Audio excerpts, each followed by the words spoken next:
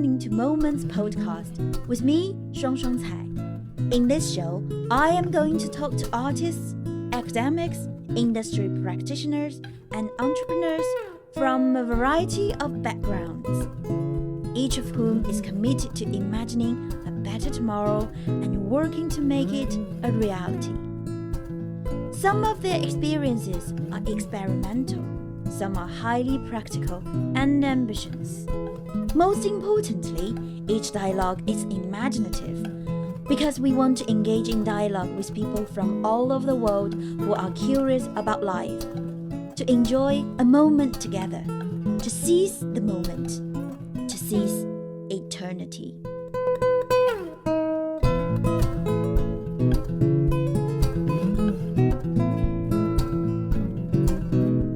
Join me and these amazing people and their experienced life as it's meant to be lived.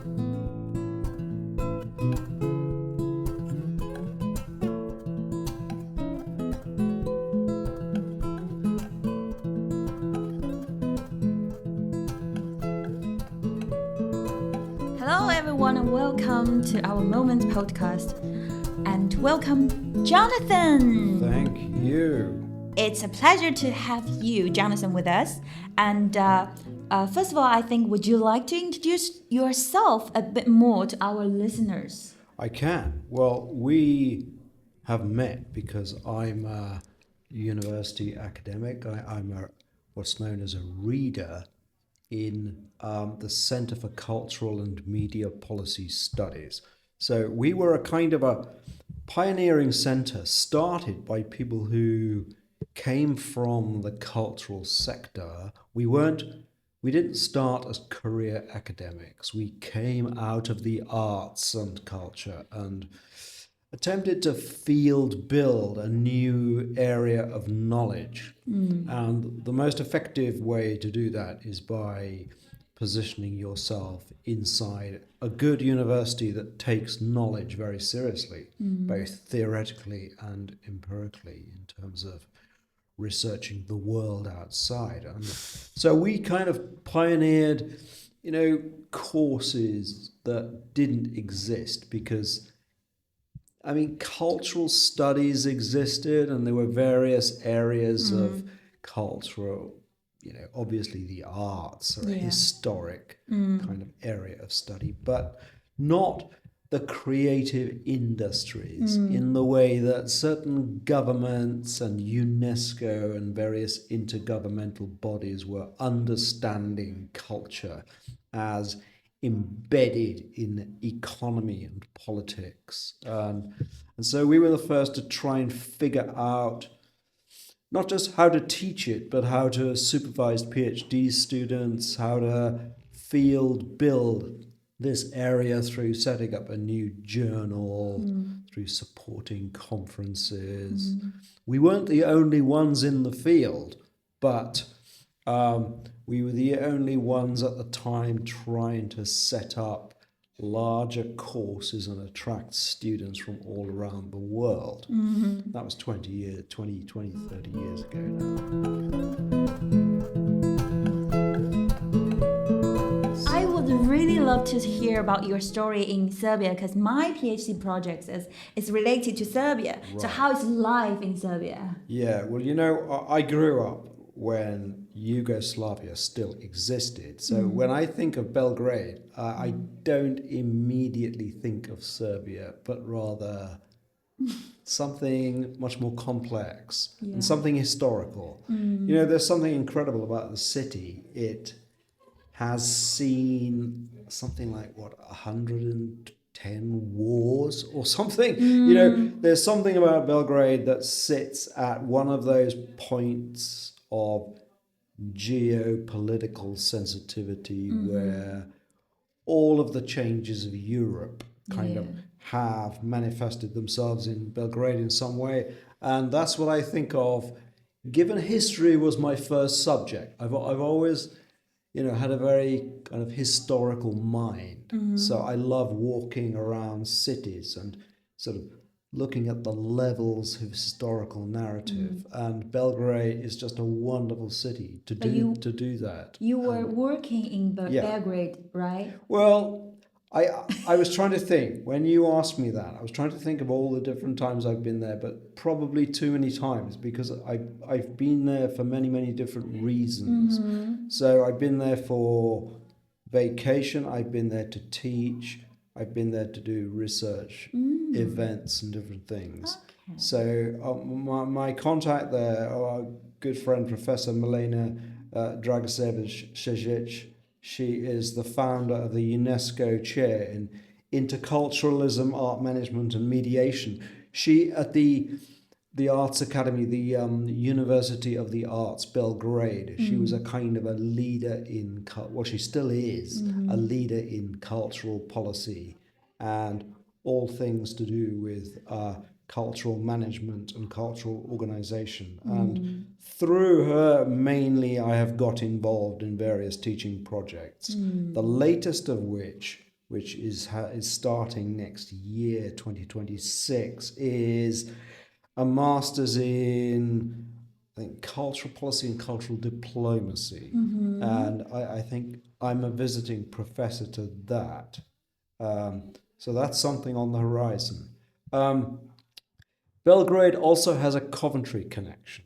So, there is the City Theatre of Coventry is called the Belgrade Theatre. Oh, of course, yes. People don't think about that. Oh, How it became the Belgrade Theatre. Because after the Second World War, during the war, Coventry was bombed so badly. Yes. The theatre was a wreck. Yes. And the then capital of Yugoslavia, Belgrade, there were, and I can't remember who the individuals were, there were a number of people within the government who decided to donate, Serbia being full of woodland and forest, donate a huge load of wood and to the rebuilding of the theatre. Okay. There's a whole story of the relationship between Belgrade and Coventry, which is a wonderful story. So I was very interested in that, of feeling that sense of connection. The city having these historical connections. It's interesting, they're not a twin city, they're not part of the Twin Cities program, but they are a kind of historical partner city. It's more of a people-to-people relationship rather than a bureaucratic one. Wonderful. And I've spent a lot of time in Belgrade. I just love it. It's kind of city I'd like to live for a while. It's cosmopolitan enough. There's enough international there for me not to feel like I'm sort of in a foreign place. Well, it's foreign in the sense that it's deeply historic. I often think of Serbia as a certain cultural syndrome of small country, big culture, which, has all kinds of implications. It's a bit like Ireland. It's a small country, but a big culture. And culture is a much bigger question than it is with a lot of countries because of that. And it's very deep and very historical, very ethnocentric, in which religion still plays a very big role. And so there are a lot of cultural dynamics that perhaps us in the far west of Europe don't experience in the same way. So, since you've been to Serbia for many reasons and many times, how did your time in Serbia or in Belgrade shape your understanding of that kind of Eastern European cultural landscape? Yeah, well, as you probably know, that Eastern Europe opened up after the collapse of the Soviet Union around 1991, and it was a huge revelation because I had grown up like everybody else with the Iron Curtain and the great line down separating Western Europe from everyone else. And then all of a sudden, this incredible history of not just Eastern Europe, but Central Europe. Central Europe and Eastern Europe just opened up, and we realized that actually we thought we understood Europe, but we only partially understand half of it. Or sometimes misunderstand. Yes. Right? It's incredible. And I've traveled through the center and the east of Europe, and it's an amazing kind of historical journey, not just through history, but through a very contemporary landscape of unresolved political problems. Can I issues. say that nowadays the protests happening in Belgrade or even in Serbia, everywhere, is kind of the issue that you were talking about? Yes. Very much political. Yes. And we could talk a lot about that. It's complicated, but it does express one important feature of Eastern Europe, and that is a radical distinction between the Cold War generations and the post-Cold War young people. What young people want out of a country, how they understand the nation state and borders. For people emerging from the Soviet Union, nationalism was, I think, what it was for people back in the late 18th century, early 19th century, was a kind of liberation of self-determination. For young people, that's no longer the case. They see nation statehood as a kind of hierarchy of corrupt and self-interested parties within a very compressed locale, and they see it as undesirable. And so there's huge issues. Yeah, it's very complicated, huh? But and there are those, there are even older generations who have a nostalgia for the communist Yugoslavia because there are certain aspects of Yugoslavia. I love walking around what's called the New Belgrade, which is a kind of a experiment in mass housing, which the communist East, they did some things very well. One thing was urban planning, because they took seriously a problem which we're still struggling with in the West, and that is mass housing. And so I'm a big fan of the old communist housing estates, the great state housing. I haven't lived in one, so because my father voluntarily kind of moved us to a mass housing estate. So it's left me with this very kind of strong sense of, as an intellectual, thinking through your historical identity. Like, I'm a product of the Cold War. And the more I think of it, the more I realize my understanding of democracy, nation statehood, even culture is historically kind of emerging out of the Cold War. Young people, for example, right now, they don't have a big problem with social media censorship. No. I have a huge problem. I'll start hitting people. But I realize that's the 1980s where, my mother would say to me, oh, in Eastern Europe, if you say the wrong thing, the police will come off. Now it's happening in Britain. It makes me, livid with anger, but that's very much a kind of historically formed sensibility.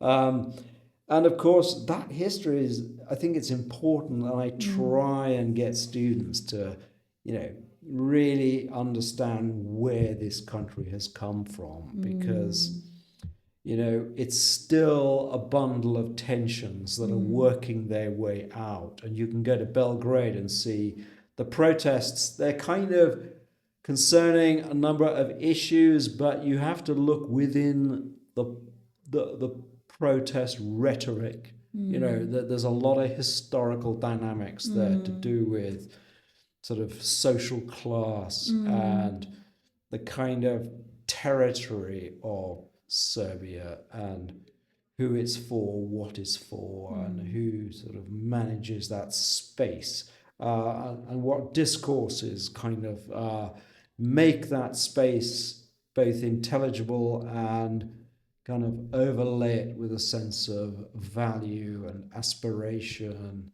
And people don't know, I think questions of solidarity become very difficult, like loyal to what, belonging to whom, which group do you belong to? These questions were once kind of defined for us by the Second World War, but they no longer are. And so it's much more open-ended.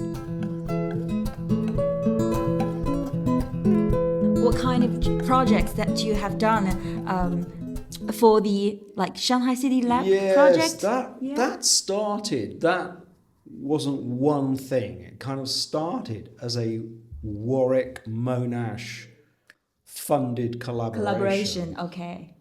Warwick and Monash, going back 20 years, had this sort of aspiration to create the world's first global university. Because Monash was all over Asia and Warwick was all over Europe, trying to get into America and going all over. But that stopped. But they still do fund collaborations, and we've had some great collaborations with Monash. It's a big university with a hugely diverse faculty doing all kinds of interesting things. At the time, Professor Justin O'Connor, who's a professor of cultural economy, he was there. He's now at the University of South Australia. But I put in an application for funding with him and his partner Xin Gu, who is still a professor at Monash, and I don't know, but I think she's still running the Shanghai Lab, because she is Shanghai's herself. So she was able to do amazing things in getting us into spaces and parts of the city which otherwise we just would not be able to get into. So the whole concept was that this was an urban research, an experimental urban cultural research program that started as a summer school, but attempted to develop a field work capability and engaging with policymakers and plan MP. It was fantastic, and it lasted, well, I think, you see, again, with Belgrade, I was going back and forth Shanghai for lots of different events and as well as this. So I think I went back and forth to Shanghai over a period of about 5 or 6 years.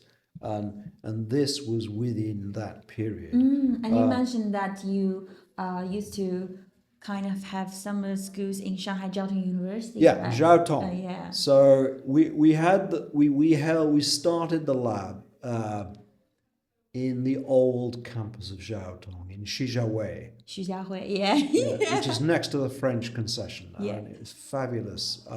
Beautiful. Beautiful place. And the whole point was really to understand the city as not just understand the urban landscape as a cultural landscape, deeply historical and still sort of playing out some of its historical dilemmas between tradition and modernity and East and West, communist and commercial, all of these things. A fantastic place. I have amazing memories of Shanghai. And of course, studying, because at the time, most of the 100 or so creative clusters were functioning there. We would do lots of trips around the famous clusters. But also, after the expo, the expo, what was it, 2010? Was it 2010, the expo, the Great World Exposition was held there. And various art sort of institutes emerged. The Power Station of Art, is it Huangpu? Yeah, exactly. Yeah, and Red Town and M50. And the clusters that started to kind of expand. Bloomed, right? Yeah, but also expand their understanding of space by running all kinds of projects and programs which expanded into the outer districts, not just the cluster, the physical cluster. And now in the last 10 years, you've got areas like the West Bund, West Bund district, and the Hangshu Road district, where you've got a far greater attention to sustainable integration of culture with society and economy. There's a far more kind of much more intellectual, analytical approach to urban policy, understanding the many dimensions of space. So I like the West Bund project because I went and walked around it before, just as it was beginning, really. Okay. So I saw the very first plans and outlines, and now to see, of course, those. It happens that... Have you been back to Shanghai recently? Not probably for 8 years or something, 10 years. Oh my God, Shanghai has changed a lot. Yeah. Yes, but it always did. Yeah. Even going back every year, we see, incredible. Yeah. No, this is something else. China operates... It does so politically with its 5-year plans. Yeah. I think yesterday we just launched another 5-year plan. Yes, that's right. Yeah, You just had a new one. Yeah, yes.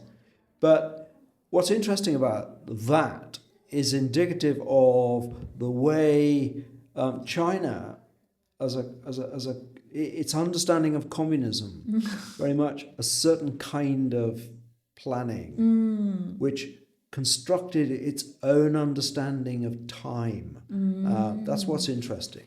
Because in the West, you can put down a lot of our huge economic failures to a failure to manage time. But time is central to the Chinese understanding of planning. I think it's because of the ideology of blah, blah, blah. We kind of have high efficiency to some point to do big projects. Do you agree? I'm just being honest, sorry. It is. It's a very different mentality. And I think the West is still trying to understand how China has evolved so fast.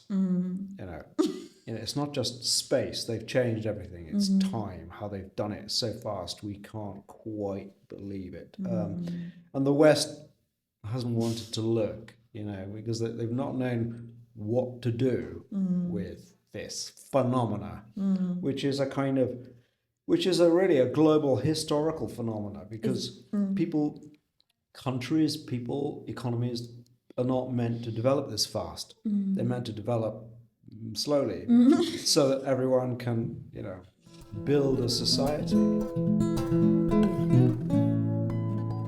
I mean, is that the reason that the Western world regards us as a threat?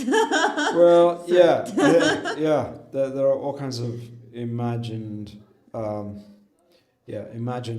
fears. But scholars like you have literally been there for several times. You truly understand how we do work, how we collaborate with different powers, right? Yeah. With the government, with universities, with companies. Yeah. You understand. Whereas for people who haven't been there, in person, they always have a misunderstanding. So my understanding is, if you really want to learn a country's culture or their history, you have to literally be there. Yeah, there's a lot to be said, and one of the great things of being in the cultural sphere is that you interface with practitioners, artists, intellectuals, writers, but also people in the media, but also policymakers and people involved in governance, both local and national. And that's what we did in Shanghai, really, because as a municipality, the city is a kind of semi-autonomous governing economic zone, one of, I think, 3 in China. And because of that, you can really do a case study on the governance of the city, because they have had to think through a lot of, specific issues for a very atypical city, unusual city, And Shanghai is kind of regarded as a cultural city, within the Chinese context. Yeah, it's interesting because, there was always an argument about that because, a lot of people thought, Shanghai was just the Hong Kong of the North, it was kind of positioned within national development as a kind of commerce hub. Not just the commerce, but it was one of the largest shipping hubs in the world. Everywhere you went at the time, there were great construction sites. Yeah. But the city was very careful to kind of explain what was happening to the public.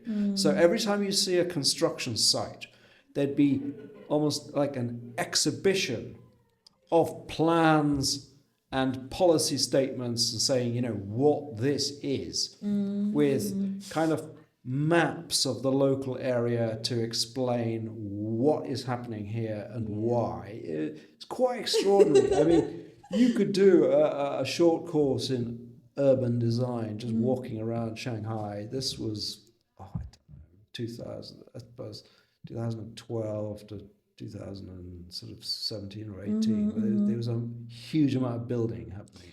Yeah, I think that's kind of the last 7 or 8 years of the golden time of the real estate. But nowadays it all collapsed. Yes, right. Anyway, that's another story. yeah. There is, I think, residential and office space. Yeah, the residential sector and office sector. Yeah, exactly. They kind of exploded into this fit of entrepreneurialism, which was going to run into problems at some point. Yeah, it could be another research topic, Yeah, it's interesting, isn't it? Because I think, everywhere we went, the construction sites, they had this statement around the site saying, socialist values with Chinese characteristics. It was everywhere, and it was a kind of a statement, to a Westerner. You see, to us, socialism was historically a form of internationalism, not a form of nationalism. But as Chinese, we are so used to it because this kind of word is written in the textbook, in the bus, in the building construction projects. It's everywhere. So normally we wouldn't pay attention specifically to this kind of words. Yeah. Like those classes in school on Karl Marx. You have to do them, but you don't really learn. To an outsider, Chinese is this paradox where we say it's kind of a sort of a communist capitalism, state capitalism, or however that was called. Who is it said that? State capitalism. There's some. Yeah, I think theory. It's communist capitalism. Some theory. Yeah. But I don't know. You kind of create these paradoxical phrases. I think. The socialist values with Chinese characteristics is interesting because it's almost like a framework, an interpretative framework, a hermeneutical framework, where we see them as turning into some quasi-capitalism, which is doesn't really understand what's happening. It's rather for them, they have not some, if you like, Soviet-style communist sort of static communist model, but rather quite a dynamic model, which revolves around values and history and narratives, and is concerned with China in a way that it will absorb and reinterpret anything it sees of value to development, to national development. So the grand project within China is national development, hence these 5-year plans. And they'll take in entrepreneurship, they'll take in AI, anything that might advance, but it will all be reinterpreted around these values or through these values. And people find that difficult to understand. I think Westerners find it difficult to understand, whereas for us... No, totally. But it is a kind of bureaucratic process of what I call I used to call bureaucratic hermeneutics, where, a lot of Chinese sort of national policy really, there's a lot of thought that goes into taking from the world, everything that is kind of reconceptualized within these socialist values with Chinese characteristics, like a great intellectual machine, and that what comes out is what is the material that serves the aims of national development. I've been amazed at reading Chinese government policies, which you think, just a lot of bureaucratic statements. But in reading them, I can see that whatever bureaucrats are writing them, they're going through all sort of policy, research, and literature of the world, and bringing it into China. There are loads of experts, gathering together to make policies for the government. It's a huge knowledge, a knowledge economy within the state. Yes. Yeah, we steal some techniques or the experience from you guys, but make it more into the China's context. Yes. Yeah. So, having discussed all about, your experience into different cultures, my next question would be, because you are doing practice and academic research at the same time, right? Well, I was. You was? Yes. But I think, my understanding in the UK, artistic practice is increasingly recognized as a form of knowledge production, and yet a significant practice research divide persists. Do you see this as a bridgeable gap or permanent fixture? Yeah. So I started as an artist. I got stuck. I thought my art was okay. I thought it was quite good, but I realized. What kind of art? Well, I did this sort of experimental. I painted over huge photographs. So I kind of created photographic prints that were like 20 foot wide, 10 foot high, and then painted over.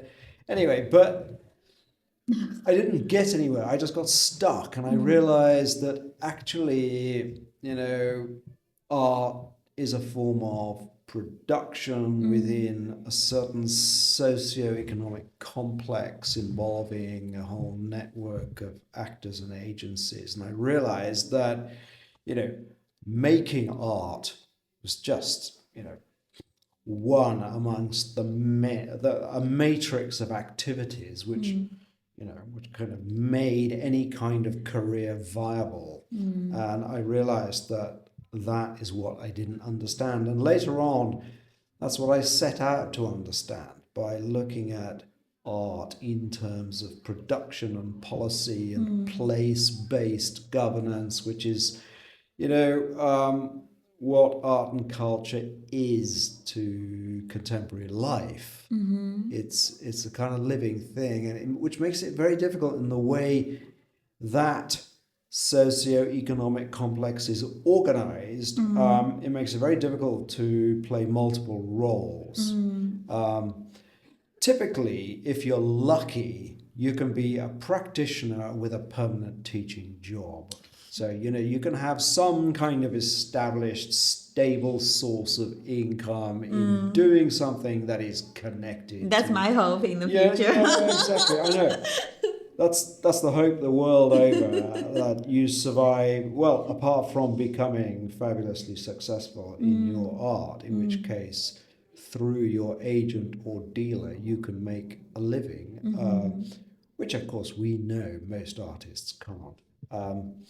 And there are different overlapping economies of production. So there are artists that live within the world of public funding and public subsidy and grants and partnerships and local institutions and local authority funded schemes and whatnot. And then there are artists who live in the orbit of the market and exhibitions and dealers and maybe more inclined to what we call international contemporary art, which is much more of a private phenomena, even though art historians of contemporary art don't like to talk about it in terms of a market economy, but that's really what it is. Yes. It's a market economy in which artists are celebrities and have all kinds of sort of media-based functions.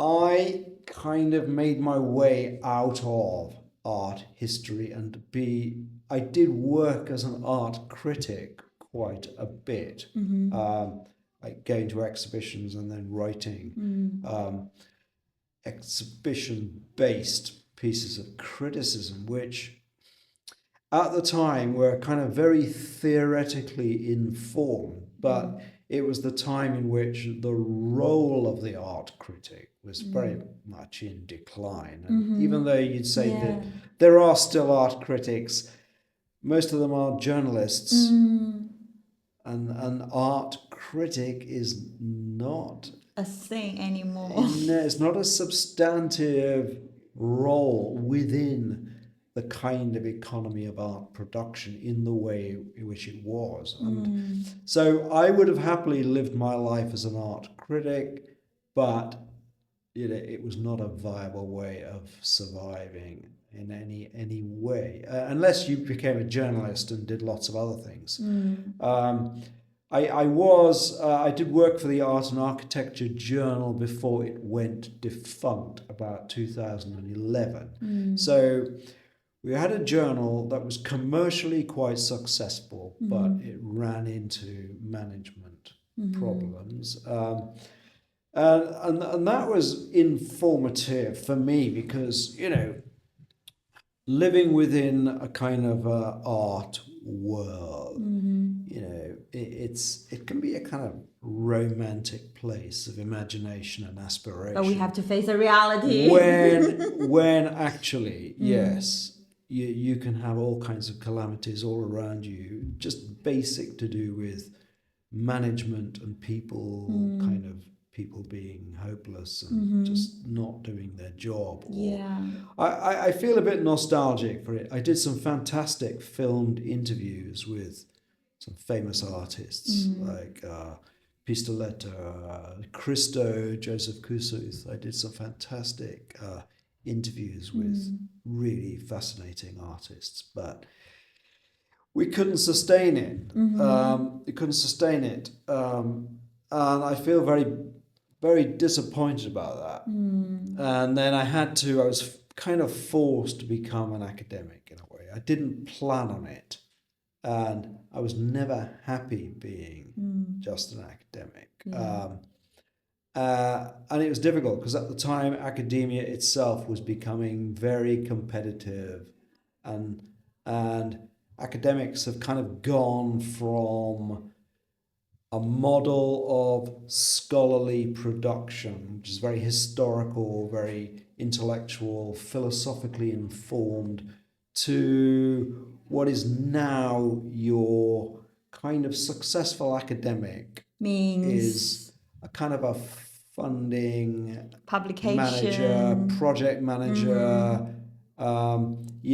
You are a kind of production manager of a certain kind of knowledge economy, or what I say, bureaucrats of the mind. That's what universities have become kind of great sort of bureaucracies managing mental output for the economy or something like that. It's a kind of disappointing way in which kind of knowledge is sort of generated and managed in a way that impacts social and economic development, which has kind of become for me disappointing. And I don't know whether that's my own romanticism of an older culture which had outstanding characteristics but actually had huge problems as well, like the very patriarchal, very class-based and very small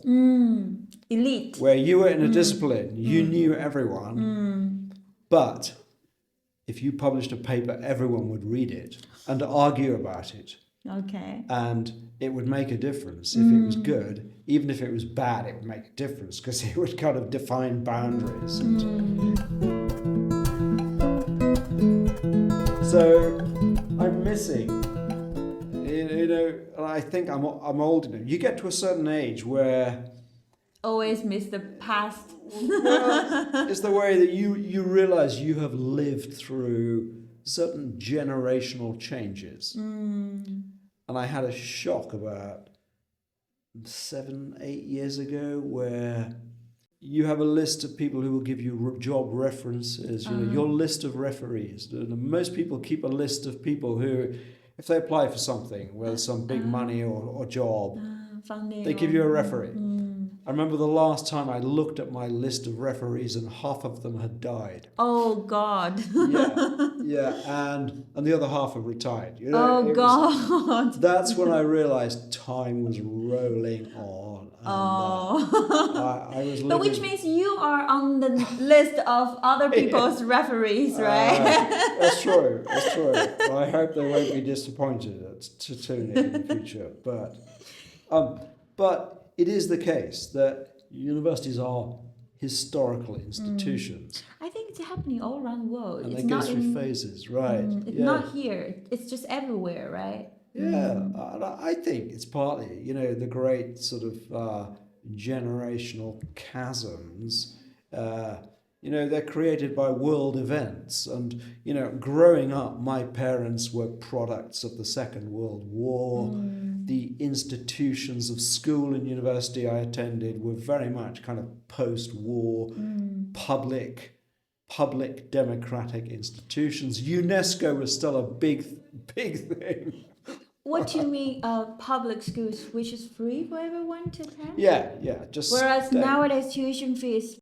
Yes, it's there was a radical distinction between public and private, where, you know, the state was responsible for culture and knowledge and a whole range of things, which emerged out of a, you know, World War II consensus. But, you know, heck, time moves on, and a lot of these distinctions, which I was born out of, sort of have dissolved over time. And you could become disappointed, but heck, what do we expect? Time moves on.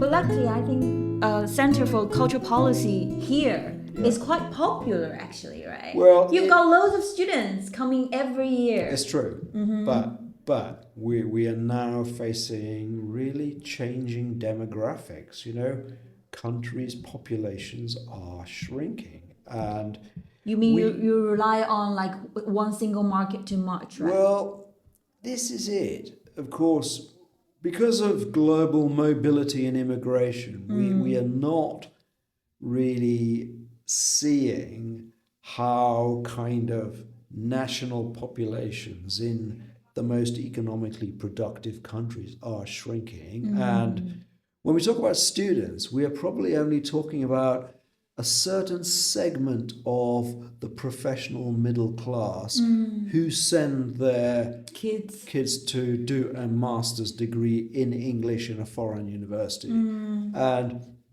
you know, we have attempted to sort of build, you know, we had big aspirations for developing global pedagogy after UNESCO, a kind of attracting students from all over the world, putting them in a sort of a classroom in which we really felt we have a sort of global classroom of students who could learn from each other. Yeah. Real intercultural dialogue. Yeah. That became difficult, very, very difficult, because Nowadays. because of the sort of uneven nature of the global economy, where we would get a lot from certain countries, and most countries would get nothing. Yeah, but why do you think there's so many Chinese students come to here, go for an MA degree in culture policy or creativity or entrepreneurship, this kind of courses? Yeah, I would say it's not for career reasons. I would say that partly that Warwick, we've got a long history of engagement with China. So, I remember doing British Council education seminars in Shanghai, way before I started teaching things in Shanghai. So, a long time ago. So, partly through the British Council, but partly, being an entrepreneurial university, Warwick had to engage with certain significant countries. And so we've always had Chinese students. About 10 years ago, wasn't it? I think Xi Jinping, he did establish certain internationalization policies where students were encouraged to do a master's degree in English. It was part of the professionalization and internationalization of the Chinese workforce. That was a policy which all of a sudden we started getting huge numbers of applications from China. Yeah. And it was kind of disorientating at first. I'd always taught Chinese students all my career, but now we were facing huge numbers. And I love my Chinese students. I mean, I have fantastic experience, and I love teaching in China. But there is a question, because we set out to create a global classroom. Yeah. Not a Shanghaiese classroom, Exactly. but a global classroom. Yeah. And so we had to sort of think about the pedagogy of it. And the diversity of the and classes. Diversity, yes.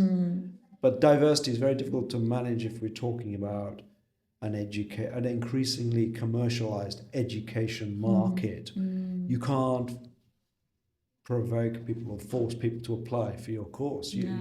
It's open. And I think right now that a lot of our students today see us as a great way, not of specializing in a subject like cultural policy or creative media, but of seeing us in much the same way as a liberal arts degree. It's a great subject to explore your sense of vocation and learn as much about yourself as you do about a subject, to develop skills with a subject like culture and creativity that's quite open-ended, so that knowledge can be contextualized or used in any number of contexts, and it's just very enjoyable, right? It's an interesting subject.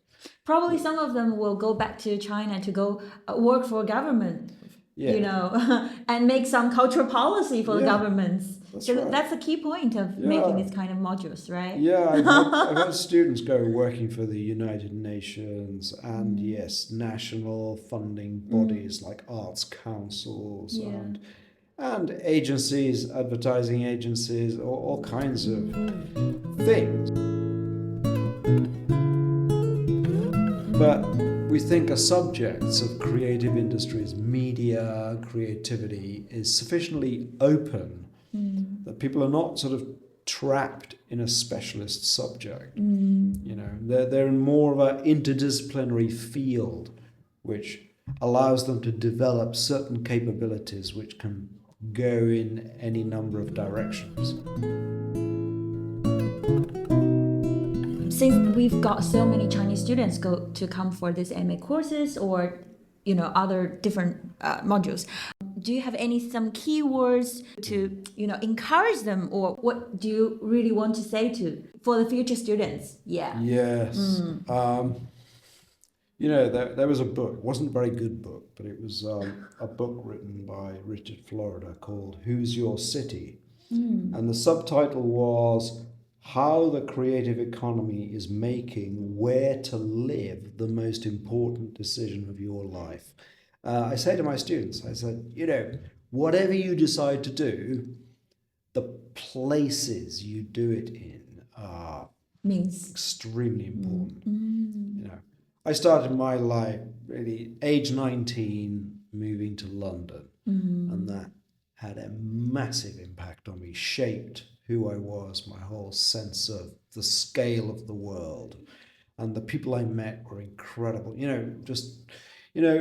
The place you begin and continue is extremely important. That's one thing. And another thing is, the world's changing very fast. Yeah. So don't have naive or fixed ideas about, what kind of job you're aiming for, but rather think in terms of pathways, directions, not just skills, because technology and roles are changing very fast. So don't so much think in terms of skills as capabilities, kind of broader understandings in the application of knowledge that can take you in different directions. And think about and this is something I thought recently I have failed at, really.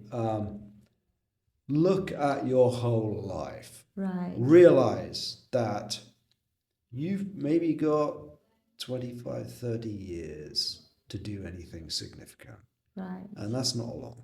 That will go very quickly. And you will always be working within a framework of limited resources. So sit down with a piece of paper with 30 years on it and just figure out, not, of course, you can't plan that out, which of course is ridiculous and impossible. But you can, find a direction and a set of aims to guide you through it, because I didn't. I was more freewheeling. I was very much into exploring life, encountering the unexpected. But that led me into all kinds of tributaries and pathways and, or as we say in English, up the garden path. Up the garden path is a very pleasant place, but it goes nowhere. Yeah. And so I would be much more attuned to the kind of limited span of a working life and set yourself some real substantive aims. Because what's that silly, it's not silly, this profound quote that people keep quoting, and it's probably by Warren Buffett, one of the great entrepreneurs, something like, you can do anything, but you can't do everything. And limiting yourself. Oh, sorry, do we need to get out of this? But I said we've got 2 more minutes. Okay. Yeah. Right. So that's what I'm saying, which is kind of demands more intellectual work, becoming intellectual aware than it is just learning skills for some kind of job. Yeah. But anyway, the future is unpredictable, Yes, very much. But anyway, thanks for sharing all your experience and knowledge of, culture studies and your cultural experience in different cultures. It's great to talk. So that's it. Thank you, Jonathan, again, and thanks for listening.